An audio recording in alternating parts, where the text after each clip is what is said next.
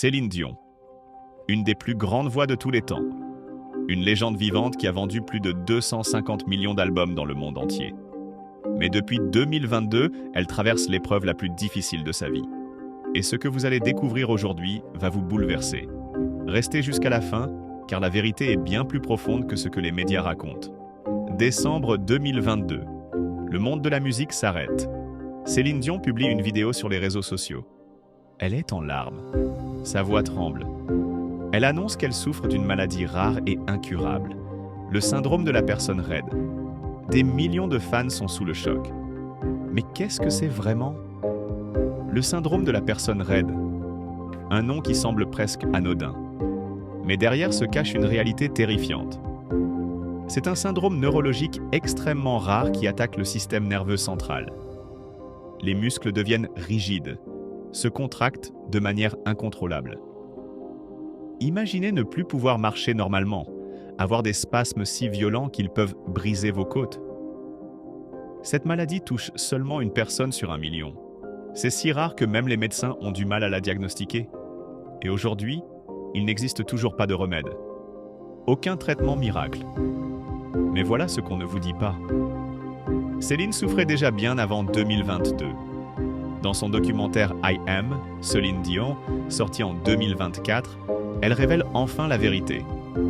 Elle avoue avoir ressenti les premiers signes dès 2008. Ça fait plus de 15 ans qu'elle se bat en silence. 15 ans à sourire devant les caméras. 15 ans à monter sur scène comme si de rien n'était. Pendant toutes ces années, elle prenait des doses massives de Valium pour contrôler les spasmes. On parle de doses allant jusqu'à 90 mg par jour, une quantité dangereuse qui aurait pu arrêter son cœur.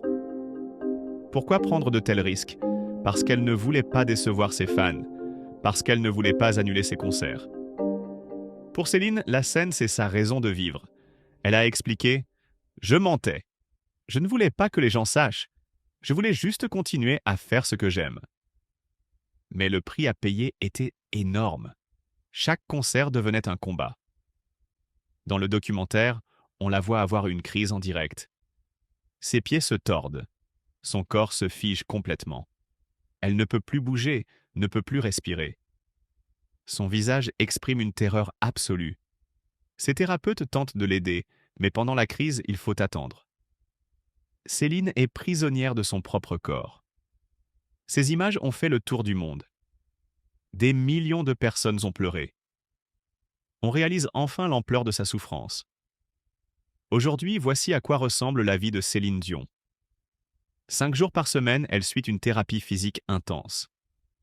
1 heure de physiothérapie, 1 heure de thérapie athlétique. Elle doit réapprendre à utiliser son corps. Marcher, se lever, bouger un bras, tout. Certains jours, elle arrive à avoir un semblant de vie normale, mais d'autres jours, elle ne peut même pas se lever. Les spasmes sont si violents qu'elle doit être hospitalisée. Imaginez vivre comme ça. Ne jamais savoir si demain vous pourrez bouger. Sa sœur Claudette a révélé en 2023 « Céline travaille dur mais elle n'a plus le contrôle de ses muscles. Et le cœur aussi est un muscle. » Vous comprenez la gravité?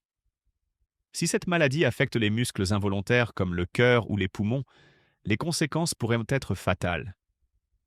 Et puis, juillet 2024, les Jeux Olympiques de Paris?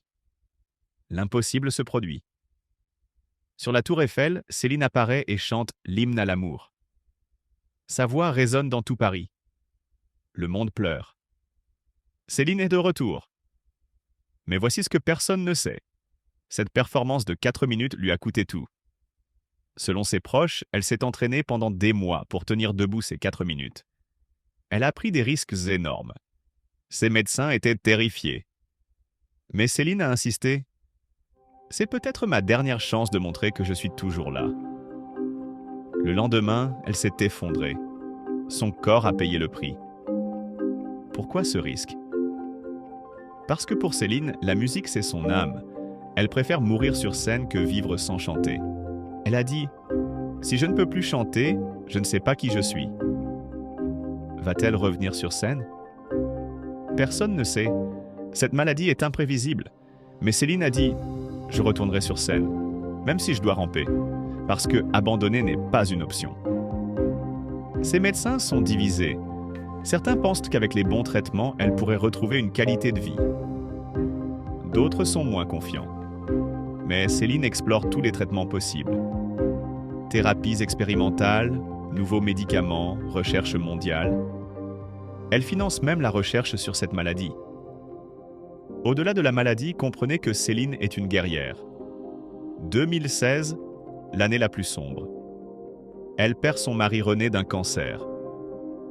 Quelques jours après, son frère Daniel meurt aussi. 2 enterrements en une semaine. 2020, sa mère décède. Et maintenant, elle perd le contrôle de son corps. Mais elle continue. Pour ses 3 fils. Pour nous. Elle a dit « Mes enfants me donnent une raison de me lever. Je veux qu'ils voient qu'on ne baisse jamais les bras